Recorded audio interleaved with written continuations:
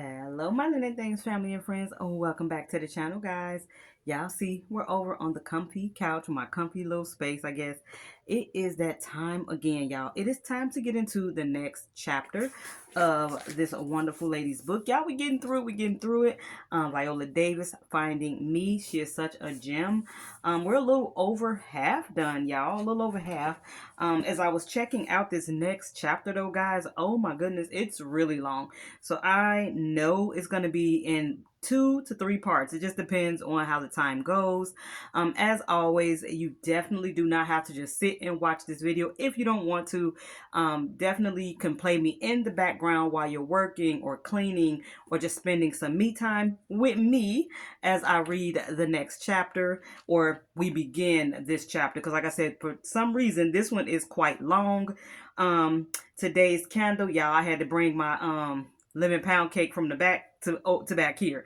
Oh my goodness, does it smell like a cafe, a dessert up in here? So I am all nice and cozy. I don't know why, but it's like rainy today. So this is kind of perfect to just kind of be nice and cozy and comfy with the story, candle going, just a little light music in the background, but it's, really down. So you guys probably can't hear it, but yeah, beautiful, beautiful time to just kind of rest, relax, or if you are working and listening to this, just have a little peace and a little calm, right? Okay, guys, we're going to get right into it. We are now on chapter 15, and the title of this chapter is The Wake Up. And remember, I'm not reading the book in its entirety. I am kind of skipping a little bit, so if it sounds a little out of order or if something is missing, that's because it is. Because, of course, we would like for you to purchase the book if you would like to have the book. But I am just reading like excerpts from, different chapters for you guys. So I hope you enjoy. Again, the title of this chapter is The Wake Up. And our quote today says, "Girl, get up. Girl, get your fight back. Girl, get your power back. Girl, start acting like you are a king's daughter and there has been a crown always attached to your head. Even when I was sick, I was still his. Even when I was dead, I was still his. Do you know who I am?" That is by Sarah Jakes Roberts, guys. And now we're going to get right on into the chapter. Enjoy, guys. So it says, everybody has secrets. Everybody. I guess the difference is that we either die with them and let them eat us up, or we put them out there, wrestle with them, or they wrestle with us until we reconcile. Secrets are what swallow us. There's always one secret that drives the nail in the coffin for me. It's as fresh in my memory as if it had happened yesterday, and yet distant. 2 weeks before graduation, I woke up sick to my stomach, and I just knew. I got pregnant by my boyfriend of 7 years.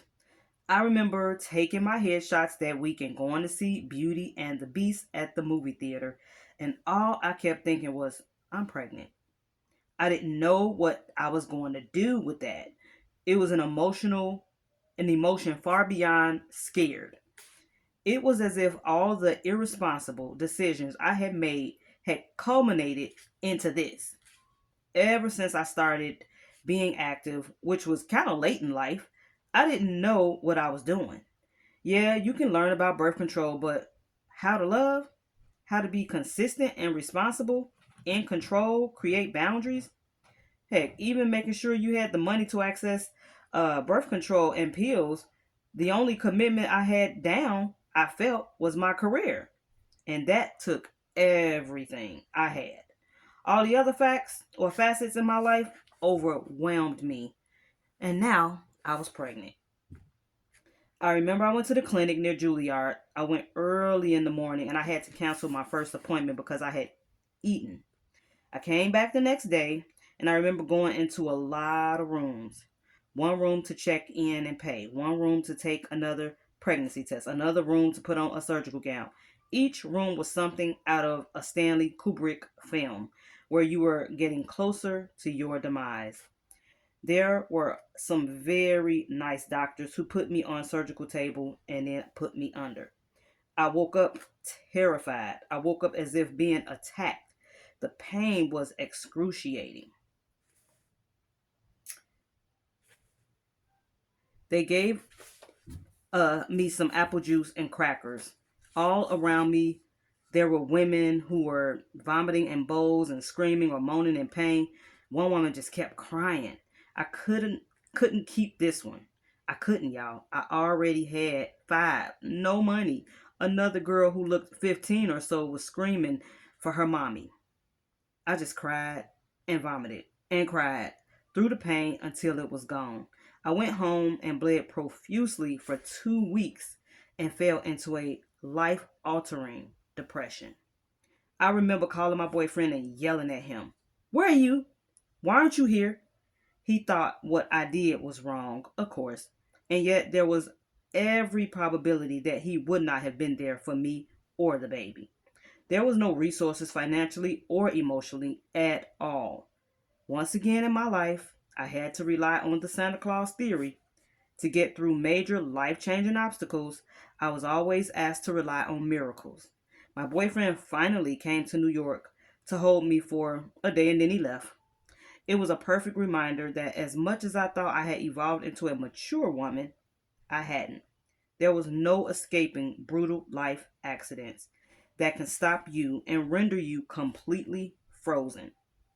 The big clots of blood that were a constant reminder that I had terminated a life, and I absolutely, without question, knew it was a life which I had traded for my own life. Try dealing with that weight. My mom started having children when she was 15, and I wanted my life to be different. This baby just didn't fit into my dreams. Who was I without my dreams? The bigger the dream, the more the shame of that third grade Viola could disappear. The bigger dream, the more people would not call me those names that I was running from. The bigger dream, I could be worthy. I felt almost desperate to explain this to God in exchange for forgiveness, to be cleansed. I have a Jewish friend who is modern Orthodox, and he said, one of his rabbis said, it's futile to ask why. Instead, ask yourself, what did I learn from this? What have I learned from all of it? There is absolutely no way whatsoever to get through this life without scars. No way. It's a freaking emotional boxing ring. And either you go 1 round, 4 rounds, or 40, depending on your opponent. And by God, if your opponent is you, you'll go 40. If it's God, you'll barely go one because Big Daddy has a rope a dope down. He is a shape shifter. You think you're fighting him, screaming and punching, begging him for help, and he leaves you with you. My graduation meal when I finished Juilliard was a joyous one and hysterical. Me and one of my great friends, Cedric, who had graduated with me from Juilliard, sat on the floor of his room and ate pickled pig's feet and champagne. We sucked on the cartilage, fat, rich bones soaked in vinegar, loudly proclaiming through laughter that we would never tell anyone about this. We were done. We had made it through an emotional, ego, and soul crushing artistic war zone. I graduated from Juilliard. Let me tell you something. I was a poor kid, and now I was a poor adult. I had a hotshot agent, and nothing happening. I would audition, get a call back, and then someone else would get it. Or I would get the audition, wouldn't get the audition at all because I was too young, too old, too dark, not sexy. In the meantime, life kept on moving, rent kept being due, phone bill kept being due, subway fare, food, and student loans. All the stone cold reality stuff I hadn't factored in. Well, I had, but I had just didn't understand the weight of it. At this point, I was sharing a brownstone with 6 other students from Juilliard, and they were having a hard time too. Eventually, one got dozens of commercials and a soap opera. One got a big job out of school, but when it was all over, back to auditioning, one left NYC entirely and the other was still in school. I had a couple of big aha moments. The first was that we were living the reality of being artists. The mentality pervasive in social media is that you have to be the boss bee. You have to call your agent and tell them the roles that you want or write it yourself. I beg young actors not to listen to that. The actors who are privileged are the ones who have the mic. They are being interviewed because they've reached the height of their careers, and those testimonies are released on social media like vomit. We consume them, and having no way into the reality of the acting business, we take it in as truth. If you hit it big when you're young and turn down a six-figure salary, you are privileged. That's not throwing shade. Anyone would love it if they were on that path. But struggle is defined by not having choices. And the actor who takes the Geico commercial to get their insurance has just as much integrity as someone who doesn't take it, waiting for their Academy Award winning role. My other aha moment was the power, potency, and life force of the one two punch of colorism and sexism. Almost every role I auditioned for were drug addicted mothers. I auditioned for a few roles that were low budget for a woman of color, but all of them were described as light skinned. All of them. The others were soap operas where I would be sitting in the audition waiting room with models. Black rom coms were happening. There were awesome shows on TV that displayed the cute black girl who had autonomy and material wealth, but none of those women looked like me. An agent told me the word all the casting directors used when on the phone was interchangeable. That means even if you are a lighter, darker, you have to have smaller, classical uh, features. That wasn't me. What made it worse is that it's not just presented by white executives, but also black artists and producers. You begin to kind of adopt the ideology of the oppressor. It becomes the key to success. Culturally speaking, many believe it, and they have adopted the belief that if you're dark, you're uglier, harder, more masculine, more maternal than your lighter skinned counterparts. It's that paper bag test mentality that many still refuse to believe. In finding my way, the great role was not the biggest objective. Waiting tables to make ends meet until that awesome role came along was not the objective. I had to live. That was the objective. This was before streaming services. Studios were churning out great roles for black actors, at least not black actresses my shade. It was either a great role or a good payday or a good profile or just a freaking job. You have no leverage if you do not work. Here's the truth. If you have a choice between auditioning for a great role or a bad role, you're privileged. That means not only do you have a top agent who can get you in, you are at a level that you would be considered for. Our profession at any given time has a 95% unemployment rate.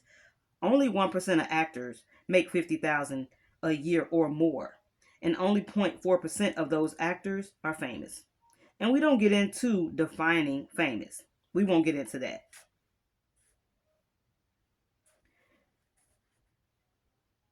Never having any regrets in terms of roles that I have taken, yada yada yada. He who has choices has resources.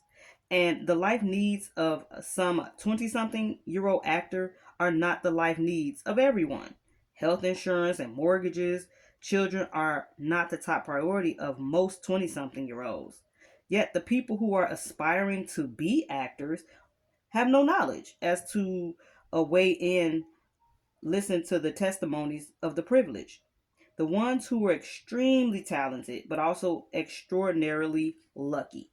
Luck is an elusive monster who chooses when to come out of its cave to strike and who will be its recipient. It's a business of deprivation.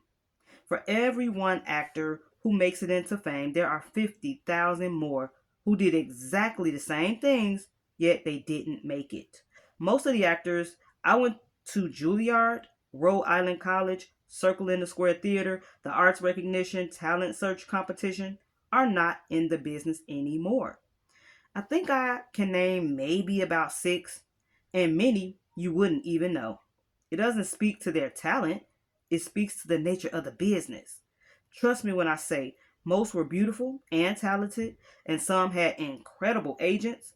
It's an eeny, meeny, miny, mo game of luck, relationships, chance, how long you've been out there, and sometimes talent. You get auditions based on the level you are at. It's hard to see when your journey to the top had more ease, but in reality, there is no ease. You do what the lucky person did. You have a 99% chance of not ever it ever happening for you. Only about 4% of actors in the Screen Actors Guild and American Federation of Television and Radio Artists, which is SAG, union make enough for Plan 1 health insurance. And that's $20,000 a year. That is our reality. I was 28 and waking up to reality. I was waking up to being an adult and taking care of myself, but also kind of navigating and feeling fulfilled in my craft. They were diametrically opposed. I was also full of crap. On one hand, I was frozen. I was too scared of navigating the city and finding a survival job. I had so many survival jobs in the past, and the thought of juggling that and auditions was becoming too much. On the other hand, because I auditioned for theater, film, and TV, I needed more space to prepare. I spent years preparing on buses and subways and stoops. I needed room to just focus on the work. That first year, everything was hard and claustrophobic. I had moments not of starvation, but of struggle. It was the real world of actually being an actor. My rent was $250, and even that sometimes was hard to raise. But I wanted to be great at what I did, despite not knowing how I was going to pay the bills. Speaking of bills, I talked on the phone way too much. I would ring up hundreds of dollars and would have enormous phone bills. This is before cell phones and when you had to pay for long distance. I ate wings every day. The quart of white rice at the Chinese restaurants was $1.20. The pint cost 60 cents. The chicken wings were $3 and I got them when I could afford them. Otherwise, my protein was the dried salty smoked herring that I'd bought at the Spanish markets. I slept on a futon, on the floor in a room I shared with my friend Pilar. My entire life had been a struggle and survival. I've been on my own since age 17. The fact that it was hard and crappy was nothing new to me, but the biggest struggle was keeping hope and a belief in myself.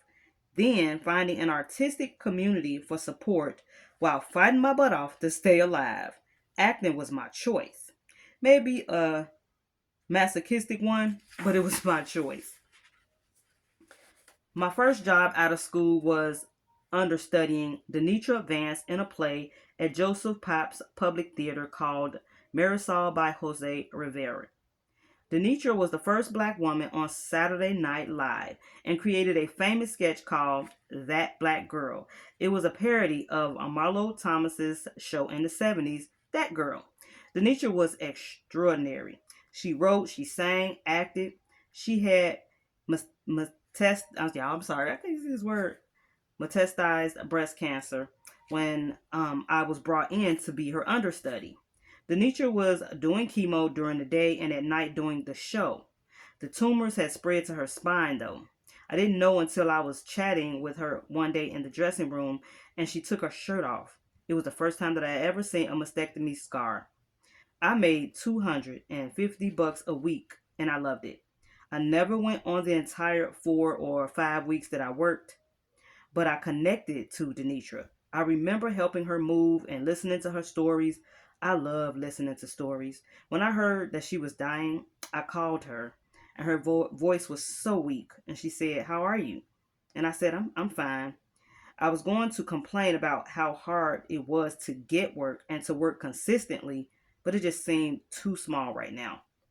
"How are you?" I asked. "I'm angry." Silence. "Tell me what you're angry at, Denitra." I just wanted her to talk. I'm sorry, guys. I'm gonna have to stop right here because this is a trigger for me right now at this moment. Thank you guys for listening. But this just took over me because I did lose my twin sister to breast cancer, and it kind of took me back to when I would text my sister every day, and I remember one time texting her and telling her, if you just type, like, um she stopped texting full messages, and I remember just saying, okay, if you can only just put a couple letters, I don't care if it makes sense, just text me that so I know you're okay. And so this just took me out right now, guys. Thank you though for listening to this part. I did not mean for that, but that definitely was a big trigger for me. Um, and the fact that the cancer has started spreading in my sister's body, like, whoa, I did not. I mean, I read this story, but I did not see this part coming. So I'm gonna, like I said, end it right here. And again, I did not mean for that to happen that way, but cancer is a beast, y'all. I hate that I lost my sister, and like I said, that just was a big reminder of just how close her and I were, and how we talked all the time, and how we got along and stuff like that. But this has kind of been a roller coaster for Miss Viola, y'all. She's going through some life lessons, had learned some things, and so this is the next chapter in the story. And let me know down in the comments if this brought any memories back for you, happy or, sad. And I'm going to pick up in the next part of this chapter, because like I said, this one looked like a long one. So I'm not sure if we're going to do this in 2 or 3 parts, but I will pick up the next reading in about a week or so, because y'all know your girl be busy with working and, trying to make sure I get the DT videos out for you guys. So sometime next week, we will pick up in this chapter again. Thank you guys for watching. I love y'all. Have a good one.